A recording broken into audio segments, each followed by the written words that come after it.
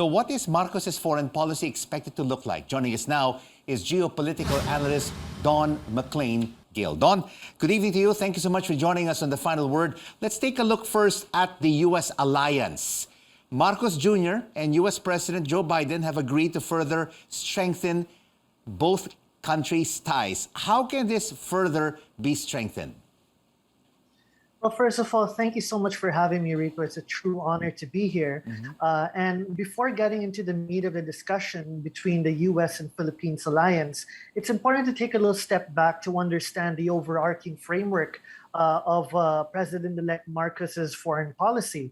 Now, if I may start with my conclusion, under the incoming Marcos administration, we are to witness a more confident Philippines in both regional and international affairs. Now, this is not clickbait. It's not a clickbait statement, but based on empirical observations. Now, President-elect Ferdinand Marcos has the potential to positively emphasize the Philippine position in the map, and frameworks are vital for foreign policy analysis. Now, while many observers argue that the Philippines should be non-aligned or neutral, it is difficult for a treaty ally to maintain such positions. Therefore, my proposal has been that of proactive autonomy, which I define as an approach that leverages on a country's national attributes to maximize its interests amid the systemic shifts in the global distribution of power without falling victim to the power dynamics. Now, the Philippines sits at the crossroads of superpower competition between the United States and China. And the Philippines is a vital component for both of these states, as both of these states are vital components for Philippine foreign policy.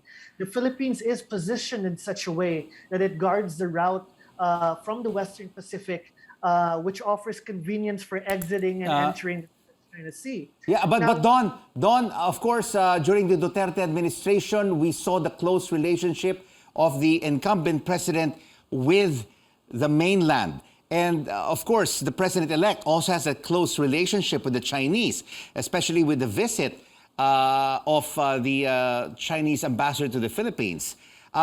Could Bongbong lean towards China like President Duterte? Well, there would be definitely positive relations between the Marcos administration and China, but we have to understand that Marcos will continue to maintain positive ties with China as an important partner. However, he himself emphasized that his commitment to safeguard Philippines' territorial integrity and sovereign rights in the South China Sea would be primary. Now, however, this will not mean that the Marcos government will utilize a pure balancing or be part of a component of offshore balancing. Rather than reacting to structural shifts, the Philippines should be able to harness its position by maintaining its centrality within the power dynamics. While China's behavior in the South China Sea is a cause for concern, Manila must be able to institutionalize consultative frameworks with Beijing while establishing more effective lines of communication and crisis management. Cutting off China is definitely not an option given our geopolitical reality. But the Philippines must continue with its military modernization and diversification of partners, as imposed also by President Duterte's independent foreign policy approach. And Don, we of course we know that his father, Ferdinand Marcos Sr., had a close relationship with the United States. And of course, Marcos Jr. cannot do this alone. And of course, he also needs a very strong foreign affairs team. He has appointed his economic team and other key positions, but the Department of National Defense and the foreign affairs portfolio remain empty. How critical that he makes these appointments now before his inauguration? Well, again, we have to understand that though the appointments are not yet officially made, we can see the trajectory of Philippine foreign policy towards the U.S. as President-elect Marcos himself has mentioned that he will value and underscore the importance of the alliance. However, it's interesting that he says that he seeks to enhance the alliance with the U.S. by redefining key elements to address particular gaps. And while there may not be official appointments from now, but we can definitely say that in the long run, looking through the lens of proactive autonomy, we would be able to see a more confident Philippines being able to provide major power course, with a less ambiguous roadmap of engagement So without Don, fearing the loss of support. Yeah. So Don, why do you think he's taking his time making these key appointments for the Department of National Defense and the Foreign Affairs portfolio? Is he having a hard time getting the right people for these positions, you think?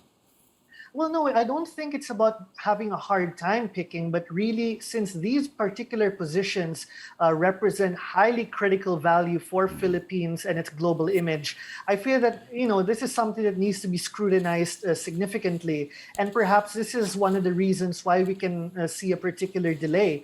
But I don't think that this would really stall the progress of Philippine foreign policy trajectory, as we can see that we are posed for something good, something positive. So it'll just be a matter of time before we really get the appointments officially declared.